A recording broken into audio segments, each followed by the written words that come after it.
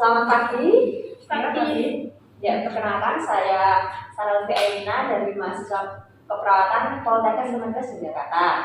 Tujuan kedatangan saya hari ini yaitu untuk melakukan penyuluhan ya tentang komunikasi akut DM.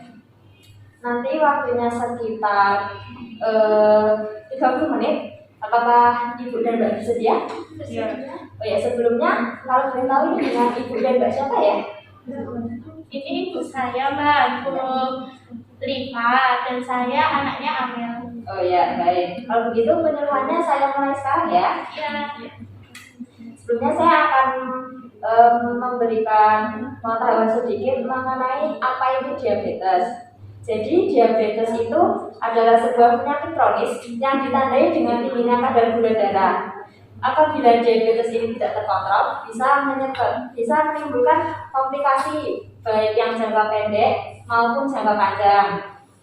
Nah, topik kita kali ini kita akan membahas komplikasi yang jangka pendek atau akut.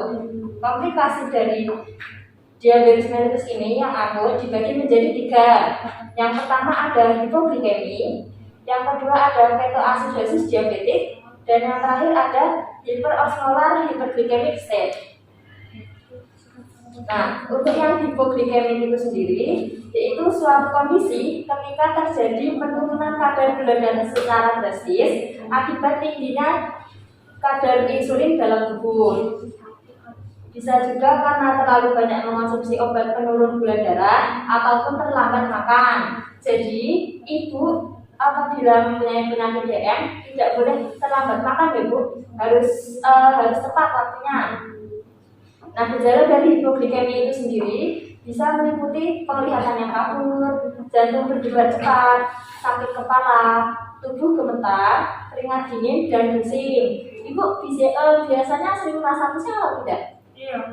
Oh iya, nah itu tanda apa terjadinya hipoglikemi Bu. Kadar gula darah yang terlalu rendah juga bisa menyebabkan pingsan, kejang, dan koma. Kemudian yang kedua yaitu hiperosmolar hyperglycemic state. Kondisi ini juga merupakan salah satu gawatan medis pada penyakit diabetes yang tingkat kematiannya mencapai 20%. HHS itu sendiri terjadi akibat adanya lonjakan kadar gula darah secara drastis dalam waktu singkat. Gejala HHS itu sendiri ditandai dengan haus yang sangat terasa berat, kemudian kejang, merasa lemas, gangguan kesadaran, dan juga koma. Kemudian yang terakhir yaitu ketoasidosis diabetik. Ketoasidosis diabetik ini yaitu suatu kondisi kegawatan medis akibat peningkatan kadar gula darah yang terlalu tinggi. Komplikasi ini terjadi ketika tubuh tidak dapat menggunakan gula atau glukosa sebagai sumber bahan bakar, sehingga tubuh mengolah lemak dan menghasilkan zat keton sebagai sumber energi.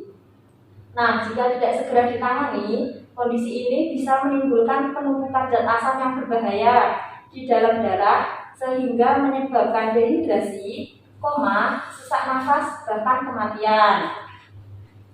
Kemudian saya akan memberikan beberapa tips untuk mencegah dari komplikasi akut diabetes ya. Pencegahannya itu ada 7. Yang pertama, makan sesuai dengan aktivitas yang dilakukan. Jadi tidak boleh kurang dan tidak boleh lebih. Kemudian batasi meminum alkohol atau kalau bisa hindari sama sekali. Yang ketiga, memantau kadar gula darah secara berkala.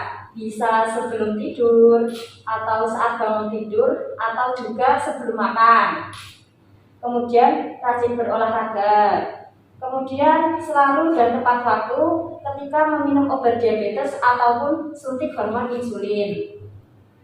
Kemudian cukupi kebutuhan cairan tubuh, sama seperti memenuhi makan, tidak boleh kurang dan tidak boleh lebih.